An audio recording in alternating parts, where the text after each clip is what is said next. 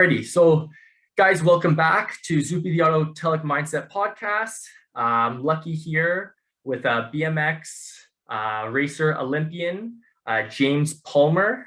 Excited to have him on board. Pretty lucky here as it's still pretty fresh. I'm not sure where you are on your high scale, if it's come down, just returning home, but lucky to have you on board, just returning back from the 2021 Olympics. Literally, what's been a couple of weeks now, not too long. Yeah, it's been it's pretty recent still. It really is, especially with the Pan American Games, or sorry, Paralympic Games going on. But first off, yeah, thank you for having me on. I'm stoked to be able to join you here and share some of my experiences, some of the things I went through. I'm still, I wouldn't say I'm riding the Olympic wave anymore. I've kind of come down from that now. Just kind of, I'm in that low point of just enjoying being home, just trying to relax as much as I can now.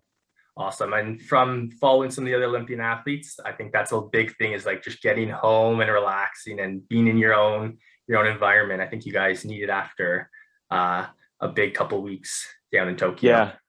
Yeah, big time. I think it is weird, and I've heard from a lot of people like their different experiences. It's a weird feeling going from the highest of high you've ever had to coming home, and for a lot of people, it's just going kind of back to like ground zero. Like we don't have anything to focus on moving forward here. It's just kind of chill out and relax. It's a weird place to be from where we were a few weeks ago. 100%. Yeah. Well, it's good to see you back home, enjoying the Canadian fresh air, as we say. Yeah. So BMX racing is it's new to me. So I'm going to kind of get you to give me an intro of, how you kind of got into it. I'm from the GTA, but it looks like it's a little more popular out in Vancouver there. But yeah, let me know how you got into the sport. And then, like we were talking before, we'll get into like the qualification process and how all that works. Yeah, for sure. I mean, I should say that, BMX is a sport that's still not I wouldn't say it's very popular, very well known yet. It's very small, very niche, especially in Canada, where our country is so large that it's surprising that we don't have a very big BMX race rider base. It's very popular in the US and over in Europe, but Canada, not so much. So it is, people always kind of wonder how I got into it instead of why aren't I playing hockey? Exactly. Yeah. But for me, when I was growing up, I wanted to race motocross, which I'm sure a lot more people are familiar with. But when I was a kid, my mom thought that was a little dangerous at the time. So the safer alternative that some friends told us about was BMX racing. So they took us out to the local track, and basically from there, I just kind of got hooked and was racing all through the years growing up. Played a bunch of other sports as well, but kind of got into my teenage years and kind of closer to my 20s and decided to just kind of take it on full time because it was something I still loved, and I really loved I love the individual aspect where I could put all my energy into it and get out of it whatever I put into it, kind of thing. Cool. That's I'm sure we'll touch on it too. Individual sport versus team sport. A lot different. You're kind of relying on yourself. So when we get into the mental and the mindset stuff, it'll be cool to start hearing what you do and some of the techniques and tricks you do as an individual, and with all the pressure kind of on you. So with regards to BMX, you said, like, when does it start to get serious? Like, when are you like, hey, I'm going to take this as like a profession? I think it's now that it's been in the Olympics, this is the fourth time it's been in the Olympics. It's starting to become more high performance around other countries, in the sense that they're starting to kind of focus younger people into the sport earlier. For myself growing up, and for a lot of the people I've grown up racing with, we wouldn't kind of start making it our main focus maybe until you're 18, around that age, maybe 17, 18, sometimes 19, but that's kind of pushing it a little bit late. Yeah. Nowadays, you're seeing a lot of younger kids kind of focusing on more in their like 14, 15, 16 range. So it's a lot earlier. You know what? And it's crazy because, like you said, the BMX is not, it's growing, but like you said, the kids are starting to get into it younger. And like with my background in hockey, like, the kids are like 6 or 7, maybe even younger than that they're like, okay, I want to be a professional. Like, I'm going to put all my eggs in one basket and I'm going to go for it. So to say kids are getting younger, like, it doesn't surprise me with the skills you need to make it to that elite level. So not surprised one bit. And I'm sure it'll get even younger as it becomes more popular. Yeah, I think so for sure too. And the funny thing is about our sport is that you almost need to start young to be able to have the skill set to be able to do it when you're later on. It's not a sport that you kind of just do recreationally when you're a kid, and then when you're older, you're like, okay, I just want to do this full time. It's like you have to actually ride a lot to learn the skills, because it's a lot of the bike handling skills that we do on a BMX bike aren't very natural to most people, unlike a mountain bike. So if you're not doing it when you're a kid too, then it's hard to kind of get into it full on when you're older. And that's funny because I wouldn't have guessed that at all. I would have assumed Yeah. you could jump in when you're older because you're just like riding a bike, but unless Yeah. you talk to someone that's in it, yeah, that's crazy. I wouldn't have guessed that. So walk us. So yeah, I want to hear about how you qualify for the Olympics in BMX and how it all works. I know every sport has their own different qualification process. So yeah, kind of run us through for some of the viewers listening that are wanting to get into motocross or BMX, sorry, and how that all works. So our qualification, I believe, starts 2 years out from the games. That's when our official Olympic qualification points, they start keeping track of the points. And how it works for us, there's a few different pathways you can do to secure your spot. So the main pathway is through your nation, through your country, and they take the top 3 riders in your country. The top 3 riders that earn points at the World Cup events will go into a ranking system where they put your country into a ranking of like 1st through 20th and so on. And then they will take I want to say the top 11 countries out of that will all qualify riders. But it depends on what position you are for how many riders each country gets. So if you're the top 2 countries, you'll get 3 riders to get to go. The next 3 countries after that will get 2 spots. And then what does that make it? 7 through 11 or 6 through 11, sorry, will get 1 spot only. So that's kind of the first main pathway. The second pathway, which is actually how I qualified through to the games, is what's called an individual ranking spot. So if there are countries like Canada and other countries that don't really have 3 riders that are at the high enough level to earn a nation ranking position, they will then, after the 11 country spots, take the next 3 top ranked individual riders. So they take away those countries that already got a spot, and they look just at the individual ranking in the world and say, who are the next 3 riders whose country has not earned a spot? And then they'll take those 3 riders, they get a spot to the games. And then there's 2 more spots after that, and those are awarded to the best 2 finishes at the World Championships the year of the Olympics. Gotcha. So you're almost like you almost had like a wild card spot, sounds like. Sort of, yeah. It's a little bit of a wild card, but also one that I knew I was going after for a long time, because in Canada, we haven't unfortunately had 3 guys racing consistently on the World Cup Tour to get those points. So I kind of knew like a couple of years out that almost, I guess, when the whole qualification process started, that I was going to have to go after that individual ranking. What does make the nation ranking and the individual ranking different is that the nation ranking, you only get your points from World Cup events, whereas the individual ranking, they include all the races the year prior to the games. So that includes World Cups, continental championships, and other UCI events kind of around the world. So it becomes tricky. You're doing a lot of point chasing, unfortunately.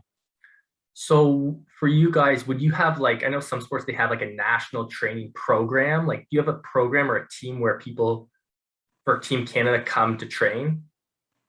So I would say kind of. We don't really have a huge training team or a training base, but we have kind of made one here in Vancouver, where I'm from.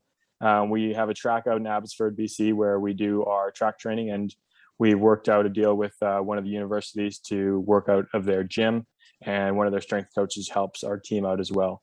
But BMX being so individual and being so small, a lot of us riders have different coaches from wherever, like from the US. My coach personally, he's Dutch, but he lives in the US. So although we have this training kind of location to be at here in Vancouver and Abbotsford, we don't really have that kind of centralized program like other sports do. Gotcha.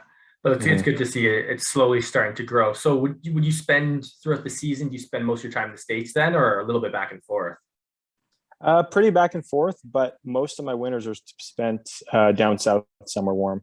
True. So for many years there, yeah, I was always driving down to San Diego and spending a good 4 months down there at least, just trying to get out of the cold weather and stay somewhere where I could continue to ride. These past couple of years has been very hectic. We were over on Australia for a couple World Cups, which ended up being our preseason as well. Then this past year with COVID, went to Florida because it was one of the only places that was open, and it was also great weather to be in. So it's been I've been a little all over lately. Have or can be carded, so you get funded so much money, plus you have your sponsorships and that kind of stuff. How does that work for you guys? So yeah, we are able to get funded, luckily, through the government as well. So thankfully, I've been able to qualify myself for development funding because there's the two levels, senior and development. I didn't qualify myself for the senior level funding because we had no World Cups to do so last year, and the year before that just didn't have the results to do so. But that funding has been huge because obviously for us in Canada, like I said, I'm always traveling south in the winter. Yeah. So I'm able to do that with that funding. It really doesn't cover everything. So I do have other sponsors when it comes to I ride for a team in the US that is able to support me, luckily. But even all that combined, like the year is so expensive that that funding probably doesn't do everything. I still get support from my parents, from my grandparents. Yeah. But we're very lucky in that sense, though, in Canada, that we do have that kind of support, that financial support. 100%. So with your sport, so it seems like with most Olympic sports, this is your career, this is your job. There's no, unless you're doing maybe some side hustling stuff where you're making some money, but this is more or less your full-time job. Or are you doing other stuff on the side to make extra money? Or no, this is this is pretty much it for me too. I try to do coaching throughout the summer. Yeah. I do some coaching camps with Tori, one of the other retired BMX riders here in Canada. So we'll do some of those, but this is full time for me. Otherwise, yeah. And then so run me through. You're in your season. What's kind of a day in a life? Like, so run me through a day, how that plans out. Yeah. So day in the life, kind of what we do is we normally alternate between gym sessions and track sessions, kind of to break it as simple as possible. So normally let's say we start on a Monday, we have an early morning gym session. Early morning to me is 9 o'clock. Sometimes we go earlier, 8 o'clock, but we normally spend a good 2.5 hours in the gym. BMX is very explosive. So a lot of our workout is based off of heavy squats, followed by, plyometrics of some kind, just explosive exercises. And then usually we come home, have lunch, try to chill out for a few hours if I can, depending on how big the gym session was. And then I usually have a sprint session in the afternoon. And for most people will think feet when I say sprint session, but we do those sprints on our bike. Yeah. And we do a variation of different kind of on-bike sprints. So sometimes it could be downhill, a lot of times flat, and then sometimes uphill as well. It just depends on what point in the season we're at. But then, come home, chill out as much as possible again. Being a sprinting sport, I've been told and I've been taught to try to rest the legs, rest the fibers as much as possible. Yeah. And especially, exactly. Especially when the next day we'll normally do a track session. That'll be another morning track session usually. We try to do the mornings on the track because the windier it gets for us, the tougher it is to ride. Sounds kind of weird, but the wind affects us a lot on the BMX track, which gets really annoying at times. Yeah. But just part of the game. Yeah. So then we'll do a track session. Usually our track sessions will consist of a little bit of skill work at the beginning, just touch up on those, stay fresh and sharp. And then we start to do more racing efforts, which consist of maybe a half lap work, or we just focus on one straightaway of the track and just kind of do mini races, mini battles on there. And then we spend a lot of our time training on the start gate, which is a huge portion of our races, being able to get out of the start quick and get a lead early. So I'd say the majority is spent on that. But yeah, like I said, we are back and forth a lot between gym, sprints, and track. Yeah. It's funny. I love talking to Olympian athletes because people here that are not quite at your level. Yeah. Like I train hard every day but until you talk to someone like yourself, like you guys are actually like eat, sleep, train, Yeah. where people don't. I find don't understand that until they're at that level. Mm-hmm. Going to the gym in the morning and then, going to a practice, like that's nothing compared to what you guys do. So when you hear it from you guys and you break down your day, like, oh, it blows my mind sometimes. I was talking with another rider a while ago. We were just kind of like, we were talking about his career and the differences of like, yeah, high performance, like a professional athlete versus one that maybe just tries to take it seriously. And we're talking about the fact, like, I don't think a lot of people understand that when we are training, when we go full in, like we eliminate a lot of things from our life, like just hanging out with friends, going out to dinner, like those are things that get eliminated because they take energy away from you. And it sounds stupid, but just being at a dinner table with a bunch of friends, like if you're out to dinner at least and having a conversation, your body's not resting as much as it is if you're out on your home on your couch just relaxing. And I can play like that 1% you kind of gain from being at home makes a big difference the next day if you keep adding that up months and months and months kind of thing. So it is crazy. And that's a good point. And that's kind of a little bit of what I preach with the mindset stuff. With my balance board, you have personal development, you have your relationships, you have your career, and trying to manage that and balance it and you got to make certain sacrifices here and there in order to, perform at your best.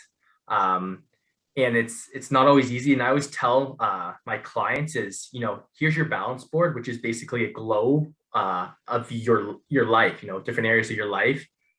And we're trying to make it balanced. But the truth is it's never balanced, right? Mm-hmm. We're trying to get tools and do things here and there to, balance it here and there, but it's never truly balanced because you're always, whether it's adversity in your sport, whether it may be something going at home, whatever it may be, there's always something going on. But totally agree with you with, like you said, family and friends is huge. And you're putting a little bit of that time aside in order to maximize your performance in your sport and career. And I like what you said about the energy levels. Some people don't understand that, but definitely I agree with you. It adds up over time. Mm-hmm. Yeah, it is. It's wild in that sense. It's like looking at just like one day at a time, people would think it's crazy, but you start adding that up and it's like, if I'm a little bit tired tonight and I'm going to be a little bit tired tomorrow morning, is my training session going to be as good? Probably not. Then I'm going to be frustrated and maybe try to do too much and I'm going to ride and get more tired. And it's just a snowball effect for sure. 100%. And that kind of leads me into my next question, which I was talking to you about before, like the Olympic journey, the 4-year process, this year being 5, which I'm sure was pretty interesting for you guys and going through what we did.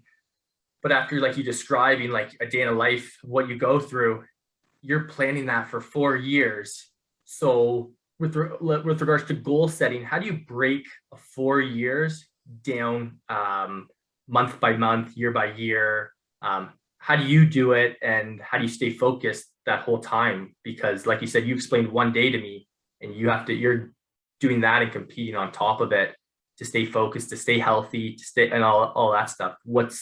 How do you goal set through that process? It's almost a tough question to ask because the past year has been wild. It was easy to set a long-term goal leading up to the Olympics because I knew that's what my goal was. I was trying to accomplish that. So that goal was simple. I knew there were targets I needed to hit along the way that were my short-term goals. But I think for me, like working hand on hand, like very close with my coach, that's kind of how I would do less of the thinking and let him kind of make the plan for me. It's hard to just say that without kind of saying like, oh, I do nothing. My coach does everything. Yeah. Obviously I had a big part in it. We discuss it, but he knows what kind of targets we have to hit and what we're trying to hit along the way. And then I'm just trying to do my best day to day to make sure that I can kind of get to those, what we kind of set out and he knows we're trying to hit. That kind of makes sense. Yeah, I feel kind of like let the professionals be the professionals and trust that they know what they're talking about and they have that plan that they're going to guide you in the right direction.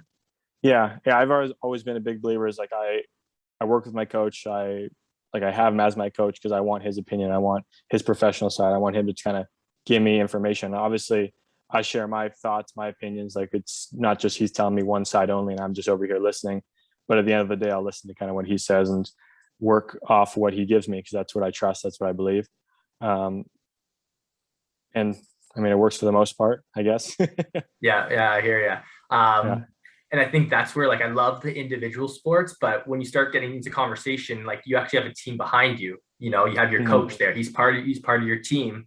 And I think as top performance athletes, I think whether your coach is your technical coach, your fitness coach, I think that just like what you're saying is their job is to, be the professionals and relieve you of that extra thinking, um, whatever it may be, thinking stress. Um, because like you said before, it all adds up. So forming that good team around you and letting them do their job and allow you to focus on, your job. And that's Mhm. the performance at the end of the day. So I think, yes, you're an individual sport, but it's cool how you get to create this team of people around you that allow you to do what you do. Yeah, no, I totally agree. I know it's kind of cliche, but in posting, you're trying to thank people. Like I always try to make people understand, like, yeah, it is an individual sport, but the amount of people that have been behind me, helped me, that have got me to where I am, and I say where we are, is huge, because those little bits that everyone helps, like it takes stress off me to be able to just try to go out there and focus on my job. So like having a coach to do the training plan, so I don't have to worry about what my day-to-day needs to look like. Having like even someone to take care of logistics with traveling and flights, like that's huge, because that's stressful when you're an athlete trying to book kind of cheap accommodation or cheap flights. Like it's stressful trying to find all those little things. So when you can leave it up to a travel agent that, or somebody that helps you with all that stuff, it's nice. And so forth with like sports psych, your team physio and that kind of thing. It really is a team game in that sense. 100%. So with regards to that, like what does your team consist of? Who are your people that create is your team? So for me, I have my coach who lives in the States. He's Dutch, but he lives in there. He's a former racer, Robert DeWild. He gives me my day-to-day plans. That's on bike track work and gym work as well.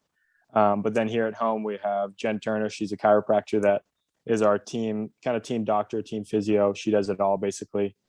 We have our kind of track coach and national team coach, Adam Hughes, who oversees all of us BMX riders on the national team and make sure that we're, one, doing our programs that we're supposed to be doing, but two, he's coaching his individual riders that he works with too, and he oversees this all at the track. So those are the big three. But then along with that comes a sports psych that I work with Alex Hodgins. He also works with the women's national soccer team. We have our official team doctor here, Andre Liu, who's whenever in BMX, unfortunately, we have lots of injuries. So a lot of the times we're coming home from races and events where we need to call him and we need to get in for a quick x-ray to make sure we're healthy enough to continue to train and whatnot.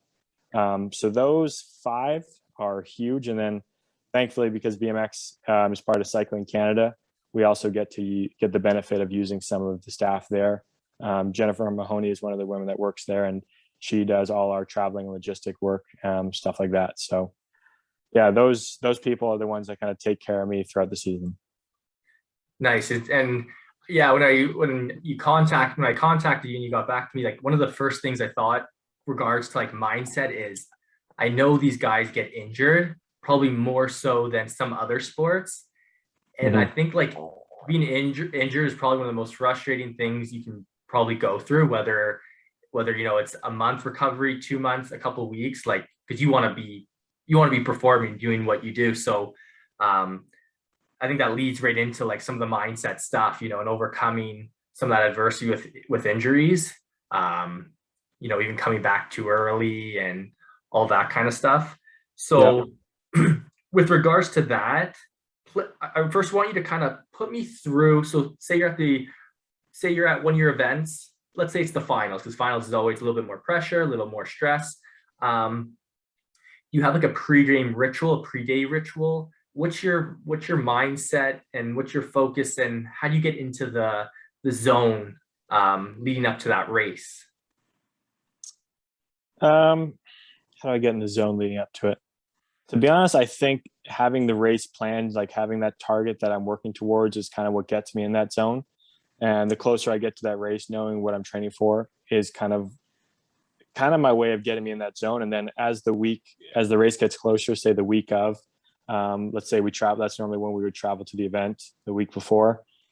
Just getting there, you kind of get the feeling, the vibe that you're at an event, you're somewhere new, you're going for a purpose, and that also starts to kind of focus you in on what you're doing, like gets you in the zone a little bit as we're talking. And then as things progress, you get into practice day, and I think that's really the first day that the race is coming tomorrow, and that's when you kind of dial everything in.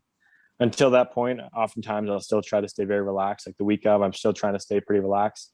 And then when it comes to the day before practice, like the practice the day before, sorry, um, it's all in focus at that point. And then I'd say at that point, I'm already in the zone for race day.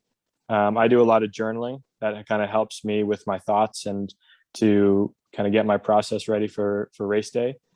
But I'd say that's already kind of set the day before in that practice. And then do you have any like routines where like you're gonna listen to this song or you put on your headset, maybe go for a walk? Like, do you have a routine for that race day that you go through every time, more or less? I'd say I do for like my warm up. I don't really have one for kind of the morning of. Like a lot of times our race time changes, so you have to be really Okay. adaptable, really flexible. But as soon as like I get like an hour out of our practice time of that race day, like our kind of warm up session, Mhm. everything's kind of to plan. So normally chill out for 20, 25 minutes. And then after that, I got about 30 minutes to practice. So I'll start getting my music in, start going for a little spin, and then do a little dynamic warm up. Just write in my notebook again what the plan is for that exact session or for that exact race day. And then after that, it's just kind of gear up, get on the track, and kind of not go through the motions. But once I'm on the track, usually it's pretty standard warm up. We do a few efforts down the last half of the track and kind of move towards the gate, do a few efforts there. And once I'm feeling comfortable and ready, just call it quits, get the body resting, and get ready for the first race. So you said journaling. Do you do any like give any affirmations, mantras? What about any visualization? We do a lot of visualization.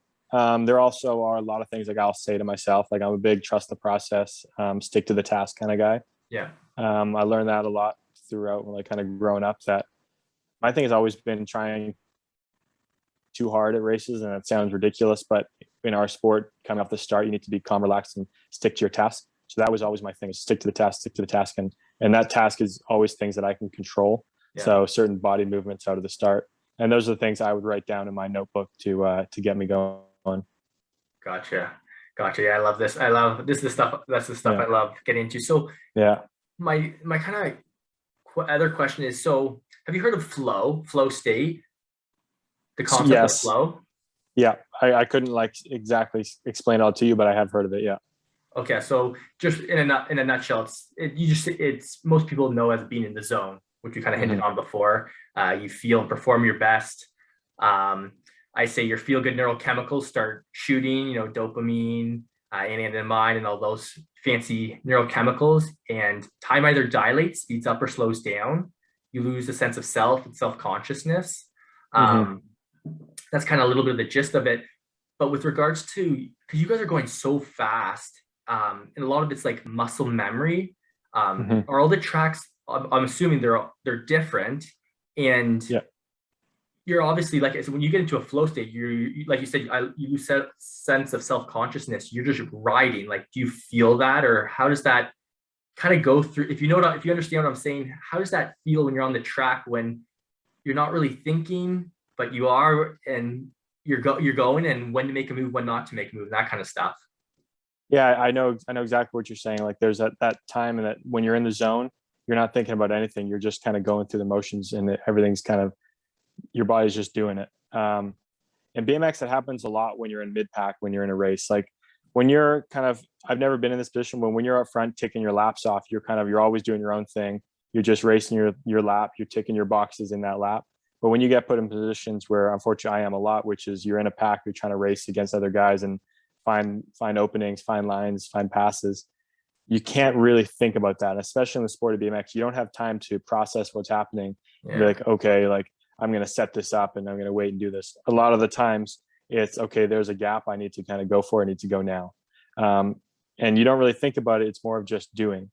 And in BMX, we talk a lot about like, you can build an engine, you can build somebody to be really quick off the start. Like you can teach those skills, but that race instinct that you have to have in those situations where you're in the middle of a pack or you're trying to make a move, you can't generally teach that. It's something you kind of have to learn growing up, and just, it sounds stupid, but you almost kind of got to be born with it. You kind of got to just have it from that younger age that I talked about when you start the sport.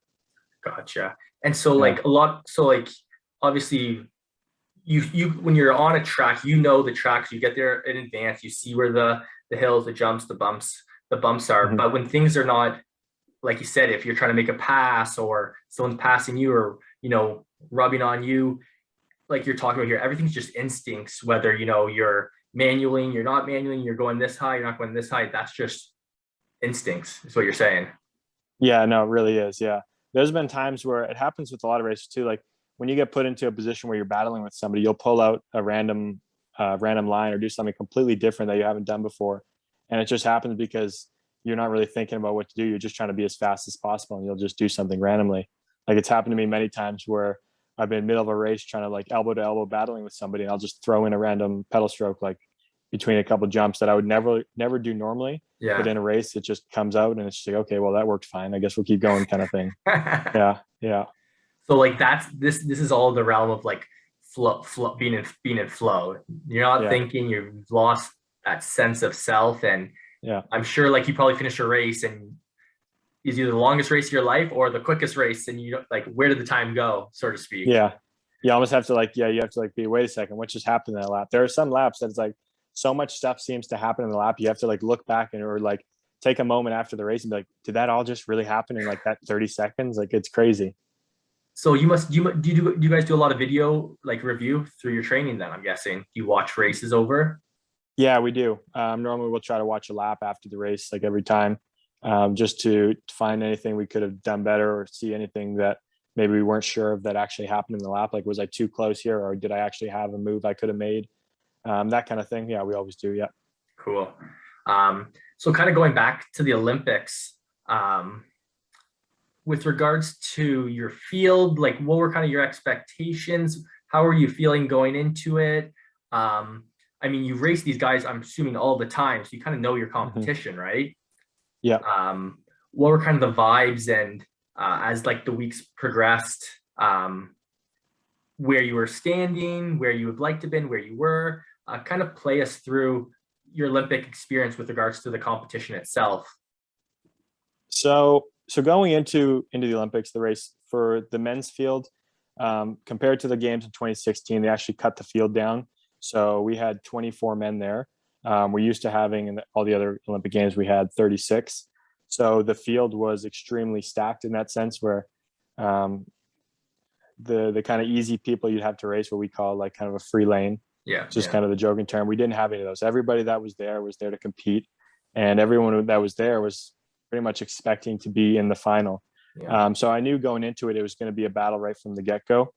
I was thankful that going into the race, going into the whole experience, like I had a really good prep, a good build up, but I, unfortunately, in the back of my mind the whole time, I wasn't feeling as fast as I would have liked. The partner that I was training with, the guy I was training with leading up to it, is from France, and he is one of the fastest in the world, and very well could have and should have won the games, should have won more races. He's won multiple world championships. So it was tough to feel confident about my speed going up against him all the time. Um, but I kind of knew also that like, although I wasn't feeling fast, I had done all the prep work and everything went smooth. So I was kind of confident in that sense. I did everything I could there. When I got to the games and got to our track, we had ridden it before. We had ridden it the year before, to kind of test it out. But they had made some changes since then to the track, which I wasn't a very big fan of at all. Unfortunately, got on there and was just extremely uncomfortable with it. And it was a little bit of a surprise to be as uncomfortable as I was, because I've always been somebody that's been more of the track rider. I haven't been the start speed guy. I've been someone that works my way around the track and tries to pass people that sense.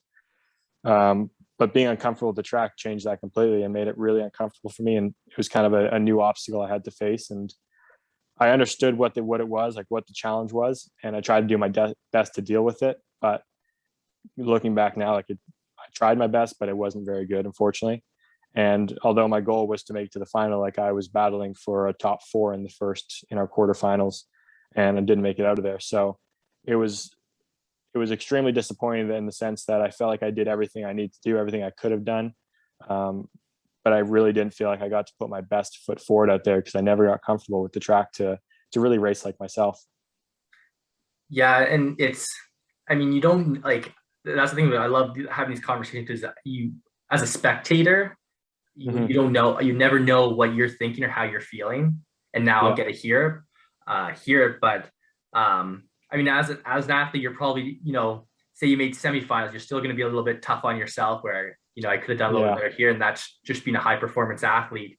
Um, but just for people listening, and they can, and you can kind of tell, you're maybe a little disappointed, but I mean, big kudos to you, pat on your back. Like you said, the field got cut down in half, so Mm-hmm. there were no gimmies, like Yeah. you were saying. So right away, you're already competing against these top guys, and to say you only made it so far, like it's still incredible, hearing what you're kind of sharing with me. And like I said, I wouldn't have known that, but now that I know Mm-hmm. that, like where you finished, I have even more of appreciation, knowing these top guys you're competing against, and they knocked half of them out to begin with.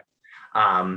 So obviously, I know you'd have liked to do a little bit better, but from hearing your story, like man, like that's unreal, and like it just goes to show you, like doesn't matter what sport this you're in, how hard it is to make the Olympic Games is like incredible when you're at this top level, and when they do things like that, they cut your field in half. Um, Yeah. even that much more challenging. So, man, like pat on the back. I know it's like you said, you might be a little bit disappointed, but unreal achievement just from hearing what you're telling me. And that's wicked stuff for sure. Yeah. Yeah. No, thank you. I do appreciate that. And I have been told that by many people, but I also think, yeah, that's that racer instinct or any kind of athlete. They always, once you've experienced a certain level of success, you're always trying to reach that same level again and again. It doesn't matter what event it is. And yeah, like I said, I knew I wasn't one of the top dogs going in. I haven't been. I was definitely one of the underdogs. My goal compared to a lot of people, my goal was to get there first. A lot of people was automatically they knew they were going to go. Their goal was already to be in that final and win a medal. Yeah, yeah. Um, so I understand, and that's I just try to put. The most pointing part for me was just never feeling like I got to show what I thought were my true colors. I never got to show that on the racetrack. I had a crash in one of the practices beforehand. When you crash on one of the jumps, because you don't really know why you crashed, like it wasn't like a racing incident or anything, it was just having an issue with the jump. It's hard to go full gas in those jumps, and that was tough. So now that you've done one and you've kind of gotten the itch, so it seems like there's a lot you learned from, and you're going to you'll take with you into the next one. Um, it seems mentally, physically, and all around what you're gonna, obviously make a couple changes here and there from the sounds of it. Yeah, I'd say so. I'll be honest, I'm still having to decide if moving forward, like if I want to go for another games. In my head, I would really love to. I really want to. I just want to make sure my heart's in it because I know how hard it was for myself just to qualify for these games. Mhm. And not only just like physically, but just mentally, like traveling, trying to get all these points, going through their injuries that we've talked about, and seeing friends and other people have even worse injuries. It was tough, and it has been tough. So I want to make sure that my heart's in enough to know that I need to go all in if I do want to go. So I'm just giving myself some time right now to decide. But there are definitely a lot of things I know now from the experience that I would love to put into action next time around. 100%. And like, Yeah. I wouldn't like to be in your shoes because those are life decisions, you got to come across and Yeah. obviously make. Yeah. And I think that's all part of the journey. Whether you're in the sport and after the sport, right? The questions you got to Yeah, for answer sure. and what you got to do. I should have backtrack a little bit here because you guys said you had a sports psych. So what are kind of some of the things that they do with you guys with regards to like mental preparation, all that kind of stuff? What are they helping you with? Or because I know it's personal to you, but what advice, tips, tricks, techniques if you don't mind sharing, that they help you with? Yeah, like I think it is very, very personal, like person to person, like what different things we're working on. For me, kind of like I mentioned a little bit before, is my struggle has always been over trying and wanting it. Sounds lame, but almost wanting it just too much. Yeah. I've always been somebody that's had to stay a little more calm on the start, because with the way our start gate has worked, if you go too early, you can hit the gate and you completely mess up your start, and you're in a bad position to race. It's only until recently that the gates have sped up and it's easier, but that's been my problem. Is I've always wanted it so much. Like I think I need to do more in the race than I've been doing in practice, and I've been having to find ways to try to stay calm and stick to the task and trust what I've been doing. So that's kind of the area that I've had to focus a lot of my energy on with the mental side. A lot of that is just learning to trust the process, and that's something that gets said a lot with athletes, and it almost gets a little repetitive, but there's a reason why it's repetitive, and that's because it's very important. So for me, the way I do that, or the way I've been trying to kind of be better in that field, is with my notebook, taking notes, like in my practice sessions, like kind of going through the motions of, this is the level like I want to be at, this is like my intensity I want to be racing at, and I want to take the same kind of intensity level that I'm at, take it to the race the next day. So in your opinion, how much of the sport is mental? How much of it is it physical, would you say? What's one of those weird sayings where it's like it's 90% mental, 100% physical, Yeah, some dumb math like that. Honestly, I think it's like a lot of us riders have the physical capacity. It's being able to put all that into motion in the race. So I would say a shit ton of it is mental, like being able to stay calm and trust yourself, trust your abilities. It's a good 50% of the race, I'd say, honestly. Like if we're putting it into a realistic perspective, like if you have the abilities and have the skill and you have the strength, the speed, whatever, that's 50%. Now you need the other 50% mental to be able to control all that muscle, all that energy that you have. There are people that I think are straight up faster than me, and that's always gets tough when it's like comes to like mentally believing in myself. So it's like how much is it mental then versus me just trying to do my best and hope they mess up kind of thing. But yeah, a lot of it's mental. 100%. And it's good. It's good to hear athletes talk about this, because for the longest time, people weren't talking about this or getting help with it. So it seems like you've done a lot of self-work over the last 4, 5, 6, 7, 8 years, just from going over some of the stuff right now. It seems like, because this stuff takes years and experiences to kind of get in tune with like mind body kind of thing. Mm-hmm. No, yeah, I've learned a lot of different things from different sources. From my sports psych, of course, has been able to help me the most. Just being able to talk out some of my thoughts has been huge. I've really got into, or I did for a while, I got into reading sports psychology books, like different sports books, with kind of people like in NBA or MLB, different kind of coaches and sports psychs that have worked with different athletes and how they helped other people. But then also just like listening to podcasts and like having different athletes on the podcast and like hearing how they work, what worked for them and stuff like that. Like I've tried things just from hearing what other athletes do. So I try to take a bunch of different sources in. Yeah. And kind of through my experience doing research and stuff, like there is so much stuff out there. Sometimes you got to hone in on a couple sources or people you like and kind of stick with them. Because I mean, some things get repetitive. Some things don't work for you. They work for other people. So I think it's finding a good mix of a couple people here and there in different industries with regards to mental health and wellness, and kind of honing that in. And obviously, hopefully it works for you. I found was a big part of my practice, because I mean, there's just so much stuff out there, which is nice, but can be overwhelming too. Yeah, no, it really can be sometimes. Yeah, I've tried some random things, that's for sure. Like things that I've heard other people say they do. I've tried them and be like, okay, yep, that's not for me. Yeah. Well, at least you tried. Yeah, exactly right. Yeah. No, it's good to hear that. Like I said, the mental side is becoming part of a coach that's helping you with that stuff, whether it's sports psych, whether it's someone's helping with meditation. I mean, there's a bunch of stuff out there. Mindset coach, different titles for different different things. So it's good to see it's out there. Yeah. But so I was kind of like reading up on you, and I saw you have a kinesiology background, Very brief one, but yes, yeah. but you obviously have a keen interest in the way the body moves.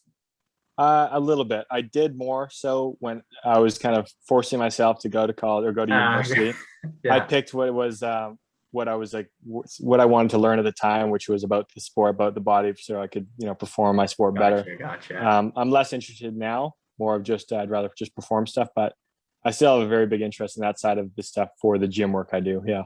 Gotcha. Yeah, and the gym stuff is awesome. Like I said, there's so much stuff out there, and it's pretty cool what the human body people are training and doing with the body is just incredible now these days, and what they're probably having you do now versus a couple years back. Yeah. So that's interesting. So like, okay, so outside of the BMX stuff, what kind of other hobbies do you have, or what kind of interests do you have outside of the sport? So right now, because I've been like full-time BMX, I stopped going to school a good handful of years ago now. Pushed all my time into BMX. So on the side, all I'm really doing is I do my coaching stuff in the summer, try to get out to some of the local tracks, coach some of the riders. I play a lot of golf. Been really into golf lately because it's just one of the greatest sports out there. One of the toughest sports too, if not the toughest. Seriously, yeah, big time. Yeah, mental wise too. Mentally, it's tough. Golf is yeah. I co-host a podcast with a friend of mine in the BMX world as well, which has been fun. And then I drink a lot of coffee. I'm really into just going to different coffee shops, exploring the cities and wherever I'm at, and just finding different spots to hang out. Nice. So a little bit of everything. A little bit. Like I'm very chill. Like there's a lot of people that say like it's kind of boring. I don't do very much, but it's kind of the athlete life. Like I don't need much. Like I can enjoy just hanging out, drinking coffee, or going to the golf course with buddies and just playing golf all the time. Like that's great for me. It's fun, and it's funny because like you do such a fast sport, and then when you're off the race, you're the complete opposite. Yeah, people always say that, like how did like golf come into the mix? And I think it is because it's the complete opposite. Like I'm not a big guy with like the adrenaline things. Like I don't need to go ride roller coasters or go do bungee jumping stuff. Like I get that adrenaline for my sport. Like I want to do something that's very much the opposite and just relax. Yeah. Nice. So, you've had the Olympic experience, you've thrown on the Olympic jersey.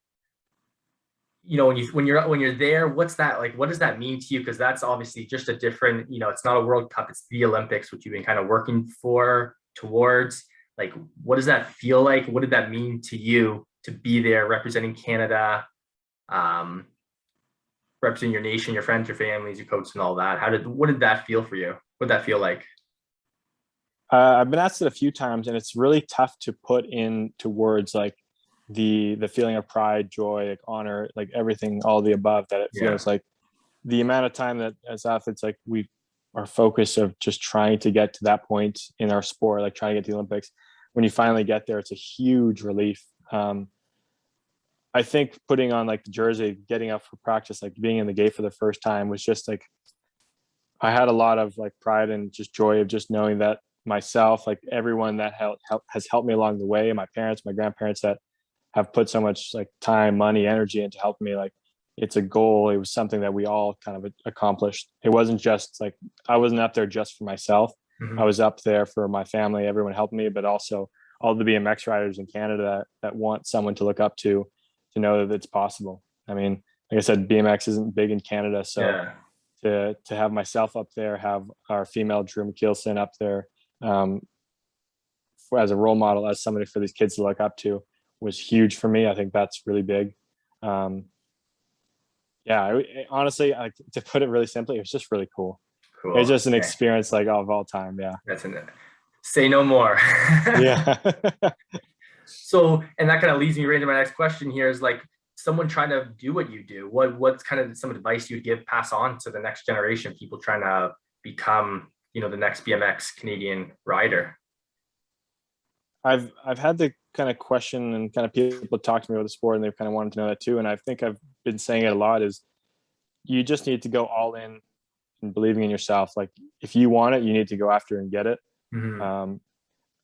In BMX, like I don't know how other sports work, but in BMX world and this kind of individual sport, you have to go after what you want. Like there's not somebody guiding you along the way saying, okay, you qualify for this. Okay, we're going to go do this. It's like, if you want to go to a World Cup event, like you have to get yourself ready and tell yourself like you're going to go to it. For me, back in the day, like this was back when I decided I wanted to do BMX full time. I knew I needed to go down south and I needed to move myself down south. So I found somewhere to stay and I just drove down to California because I knew that's what it took. So if the other people are listening, any BMX riders listening, like be okay, be willing just to go all in on your own. I think that's what it takes and that's what you need to be willing to do. And I think that goes for a lot of sports too. So it's great advice all around for BMXers and for any athlete trying to pursue their dream with regards to the Olympic experience. So I think that's awesome advice. Yeah, thank you. Yeah. What are your thoughts on like, because there's a lot of people nowadays that say like, you know, you need to have balance kind of thing. But I've started to be more of a, when you're younger, you don't need to worry about balancing. I've seen a lot of people that just go all in and that's how they become so great in their sport. And then I always think now that the older you get, that's when you need to find the balance to kind of level things out. What is your opinion on that? I've always just kind of been curious of other people's. So I'll give you a couple different, just from talking to other people. So a lot of these athletes are dual athletes first when they're growing up. Yeah.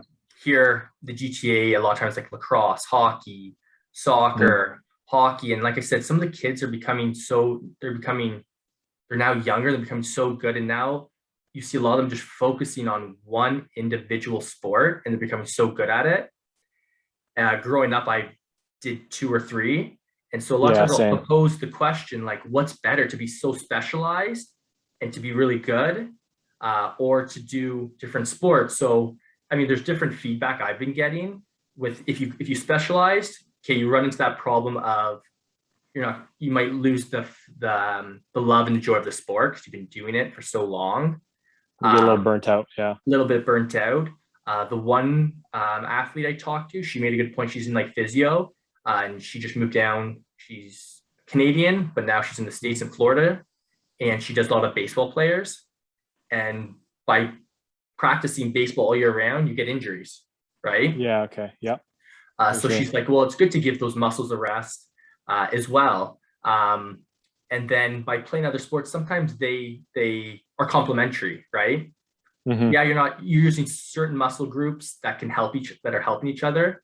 So that's some of the stuff I've heard with regards to honing in on one specific sport.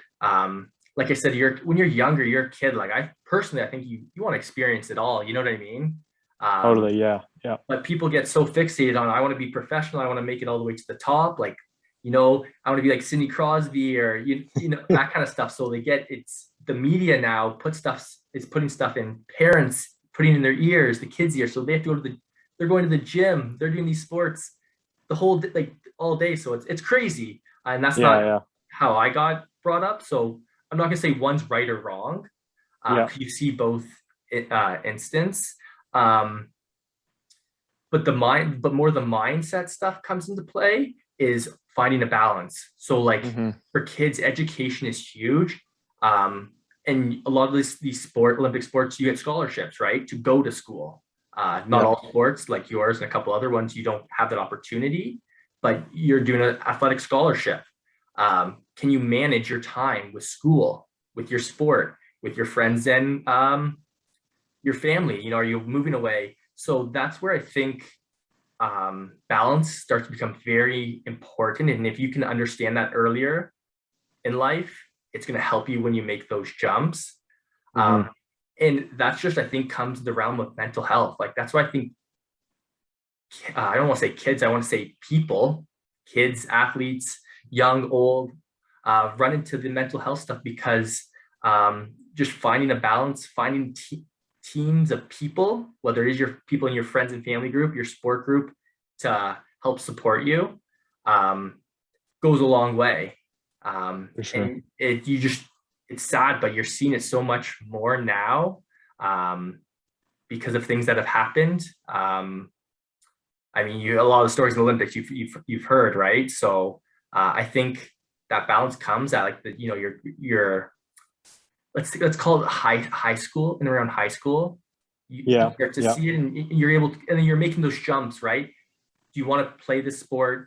You're good at it, and you want to be good, or do you want to make the jump to like semi-pro, pro, and the levels you were talking about as well? to go all in for it. So and everyone's different too. So it's tough, very Yeah. tough. I'm not sure if I really answered your question or, No, no, but I always just like, I like getting those opinions, those different thoughts on it too. Because I do like the idea, and I've always been a preacher for that too, is when you're growing up, I think playing other sports first off is huge.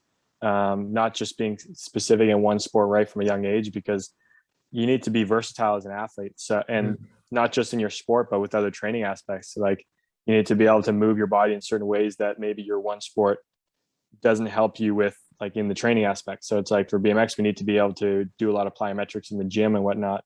And if you just ride a bike all the time, you're not going to have that skill set on your feet usually. So you need to, like, as a kid, as a parent, like you need to keep your kids in those other sports at least to a certain point. And I think you nailed it on the head, like kind of your high school, like kind of mid to late teenage years. And then if you want to get specific in your sport, do so.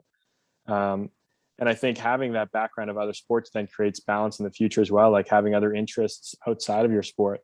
Because you're right, that's huge. Like people that don't really have those interests, once they get older, they either start to get burnt out, or they don't have somewhere to escape their sport from. yeah, and Or sport too. the Yeah. big thing I hear with Olympians, I'm sure you probably hear it, is and actually a guy made a great post today, like what's life after sports? Like you eat, sleep, and train. What's after? And I find like exactly what you're saying, those other interests hopefully can come into play. But if you haven't developed those, I think you can become lost, right? And that's where For it sure. becomes tricky as well. A lot of times, yeah, they say the Olympian athlete because you're training 4 years, 8 years, however many Olympics you do, and that's like all you know, right? So it's almost like a post stress after you've ended your career, you've retired, whatever it may be. Yeah.